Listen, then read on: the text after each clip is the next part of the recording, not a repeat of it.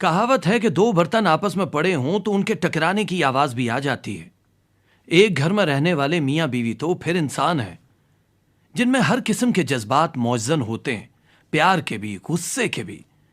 अगर दोनों को गुस्से के लम्हात से गुजरने का फन आ जाए तो उनके घर के मौसमों में एतदाल कायम रह सकता है। अगर आप में से गुस्से में हो तो दूसरे को चाहिए कि बर्दाश्त की कुव्वत पैदा करे और मिजाज को ठंडा रखे, क्योंकि नरम जवाब कहर को दूर करता है, पर करख्त बातें गजब अंगेज हैं। हम तो शुरू से यहीं रह रहे हैं। मिसेस कुरैशी भी आपका जिक्र कर रही थी। मिस्टर कुरैशी और मेरे खामन बहुत पुराने जानने वाले हैं। अच्छा, बाजी बहुत गुस्से में थी। क्या वो कभी इस घर से खुश नहीं जा सकती? क्या कहा तुमने उनसे? वो जो आकर मुझ पर चढ़ दौड़ी थी। अपनी जबान काबू में रखो, वो मेरी बड़ी बहन है। ये मेरा घर है, इस पर तनकीद की किसी को इजाजत नहीं दे सकती। ये मेरा भी घर है। बर्तन गंदे होंगे, घर गंदा होगा तो बाजी को गुस्सा आएगा ना। उनके घर में कौन सी रात की रानी महक रही होती है। अगर आइंदा तुमने मेरी बहन के लिए कोई गलत बात की ना तो। अच्छा, मैं चलती हूँ, मैं फिर कभी आ जाऊंगी। ये मेरी नंद जब भी हमारे घर में आती है ना कोई नया तमाशा खड़ा कर देती है। आप बैठिए ना। मैं फिर किसी वक्त आ जाऊंगी। बाजी, एक तो जब देखो बाजी की तरफदारी करते रहते हैं। यहां मेहमान किस वजह से गुस्से में था, लेकिन आपने देखा कि बीवी ने आग पर पानी फेंकने की बजाय तेल फेंक दिया। शोले तो बुलंद होने ही थे। मेहमान घबराकर भाग गई। होने को तो यह भी हो सकता था।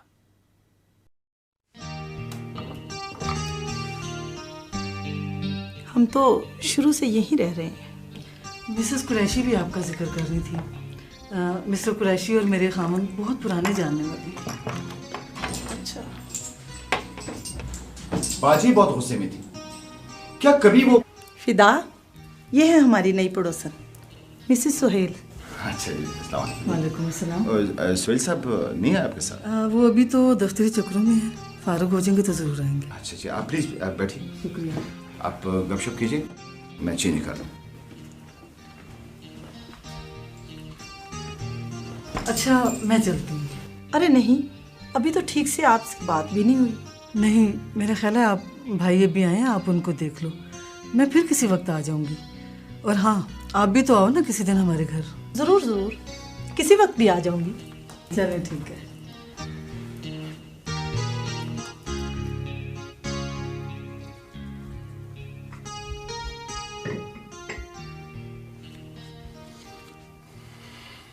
बाजी आज बहुत गुस्से में थी।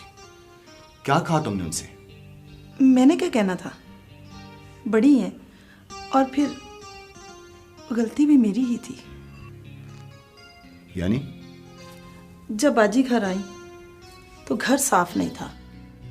बर्तन जो उनके सामने रखे गए वो भी उनके मियार के मुताबिक साफ नहीं थे। वजह ये थी कि सुबह से मेहमान पे मेहमान आ रहे हैं और मुझे घर की सफाई करने का मौका ही नहीं मिला। और जब मैं अंदर आई तो बाजी कमरे से जा चुकी थी। बस इतनी सी बात थी? माय गॉड, अब मैं समझा। आपने मुझे कभी बदतमीजी करते देखा है? तुमने तो नहीं की, लेकिन मुझसे आज हो चली थी। मैं माफी चाहता हूं। मुझे हकीकत पहले से जान लेनी चाहिए थी। खामखा मेहमान के सामने गुस्से से बोल गया। वैसे तुमने बहुत बड़ी अक्लमंदी की जो मेहमान का फौरन बता दिया मुझे। ये घर आप ही का नहीं, मेरा भी है। और मुझे इस घर की इज्जत और आपकी इज्जत अपनी जान से भी ज्यादा प्यारी है। हाँ ज़ीनत, तुम बिल्कुल ठीक कह रही हो। काश ये बात मैं पहले ही समझ लेता। आइंदा मैं मोहतात रहूंगा, अकेले में भी। आए खुदा, हमारी मदद कर। आप चाय पी लें, फिर बाजी की तरफ चलते हैं। मैं उन्हें मना लूंगी। ज़ीनत, जी। तुम बहुत अच्छी हो। आपने देखा, अक्ल और नर्म रवैया औरत को ऐसी बीवी बनाते हैं जिस पर कोई भी शौहर फख्र कर सकता है। दोनों को चाहिए कि अपनी अना को एक तरफ रखें और साजगार माहौल में हर मसले पे तफसील से गुफ्तगू करें, ताकि सेहतमंद माहौल में आपके आपस के जो मसाइल हैं वो तय हो सकें।